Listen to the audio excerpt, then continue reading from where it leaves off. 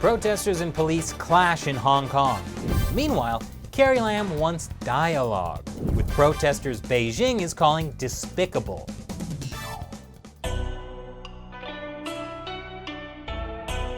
Welcome to China Uncensored. I'm Chris Chappell. It's been another intense week in Hong Kong. Protests have gone on for over 100 days, and experts say if you can do a thing for 2 months, it becomes a habit. So I guess this is just what Hong Kong is going to be like from now on, unless the Chinese regime comes in to help them form a new habit. Anyway, this past weekend, hundreds of thousands of protesters took to the streets despite the fact that police had banned those protests. And the police once again used one of the newest weapons in their arsenal, one with a colorful twist, spraying people with blue dye. This way, the protesters can be easily identified by the police and Gargamel. So you do not want to be in the splash zone, just like at a Gallagher show. That's a current reference, right? And like Gallagher, the Hong Kong protesters are truly despicable, at least according to the Chinese Foreign Ministry. For clarity, that's what they're saying about the protesters, not Gallagher. I'm not sure what their opinion of Gallagher is. Anyway, roll the clip. I just want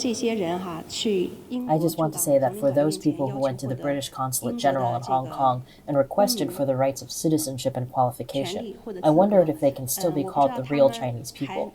For a Chinese person to beg a foreign government to interfere is really despicable. It is definitely not something you can be proud of. Wait, does this mean Hong Kongers don't have to be called Chinese people anymore and can have their own identity as Hong Kongers? No, that's not the point of her insult, which is a shame because October 1st is China's National Day. That's the day that celebrates the communist takeover of China. And in a move that will really punish Hong Kong, they're canceling the fireworks display. China's National Day is often marked with elaborate fireworks, but that's not the case in Hong Kong this year, with the government cancelling the display, citing concerns over public safety. Don't worry, Hong Kong is still going to see plenty of fireworks on October 1st. Meanwhile, Hong Kong Chief Executive Carrie Lam continues to turn a deaf ear to protesters' demands. Instead, she's doubling down on her defense of Hong Kong police. But just because she's completely ignoring protesters doesn't mean she's not willing to listen. She's planning to host public dialogues as part of a new style of people-oriented governance. And it's totally not a gimmick.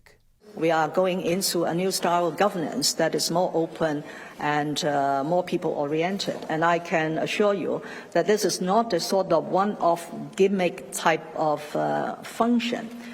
It is intended to be organized on a very sustainable and perhaps long-term basis. Of course, saying it's not a gimmick fills people with confidence that it's really not a gimmick. Each session will have 200 randomly selected citizens.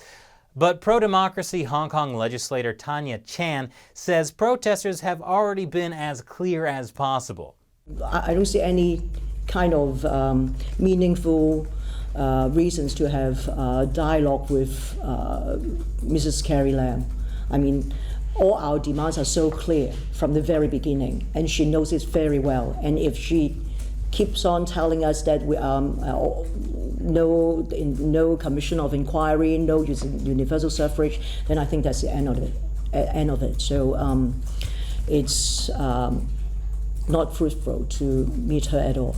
Now, meeting with U.S. legislators, that might be fruitful.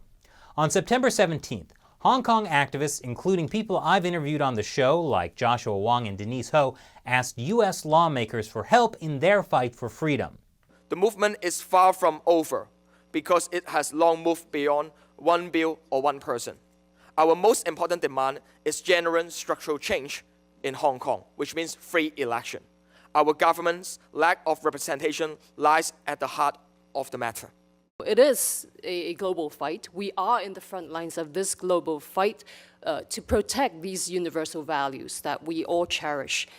In fact, the Hong Kong protesters are such a global fight, they've managed to bring together the most hated of opponents known to man: soccer hooligans. On Wednesday, hundreds of soccer fans from opposing teams protested together, defying everything we've come to know of soccer fans. We we are fans of different football clubs, and usually we are enemy on the field during the match. But in such a situation in Hong Kong now, even enemy become fans. We united because we also fight for the freedom. We ask for a better Hong Kong. That's why we are here today. And yet, despite that positive sign of unity, credit rating agency Moodys has downgraded Hong Kong's outlook to negative. Is it because of those no-good, despicable Hong Kong protesters? No, actually, it's more likely because the Chinese government's growing control over Hong Kong makes it a less attractive place to do business. Which is crazy talk, according to Carrie Lam.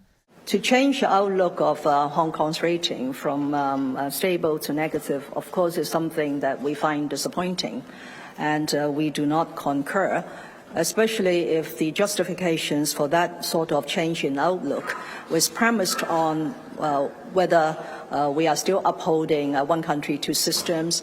And yet, Moodys didn't listen to her. Poor Carrie Lam. Can you imagine what it feels like when people don't listen to you? But for those of you watching around the world, you can now take a piece of the Hong Kong protests home with you, with Hong Kong protester action figures. Actually, let's put it in this way. By making these toys, we capture protesters in different forms during the protests. We have demonstrators or protests of different ages, and you can see that they wear different apparel. We're trying to capture their way of dressing. I hope that means someday there'll be a Chris Chappell action figure. At least 2 people would buy it. What's that, Shelley? Fine. 1 person would buy it. And now it's time for me to answer a question from one of you, a fan who supports us through Patreon, which, I might remind you, is critical to our continued coverage, since YouTube demonetizes most of our Hong Kong episodes. Paul Neo asks, why can't the neighboring countries do the same thing in return, but on a bigger scale? That's in reference to our recent episode about China's maritime militia. Be sure to check it out. Basically, the Communist Party has a more or less civilian fleet that's tied to the Chinese military. It uses this fleet to harass other countries' ships. The idea is, it's a way for China to bully other countries without getting their military directly involved. But if other countries retaliate, then China will send in the military saying they were provoked. It's a kind of evil genius, the Communist Party's favorite kind of genius. So why don't other countries do the same thing? Well, the primary victims are other Southeast Asian nations, countries that don't have the kind of military power China does to back up that kind of threat. The reason this works from China is no one wants to actually get into a war with China. So China can push the envelope way further than any other country. Of course, the risk is, someday the maritime militia might push things too far, and then we'd all be playing a real-life version of Battleship. Thanks for your question, Paul. And thank you for your support. Visit patreon.com/China Uncensored and contribute so we can keep making great episodes for you. Once again, I'm Chris Chappell. See you next time.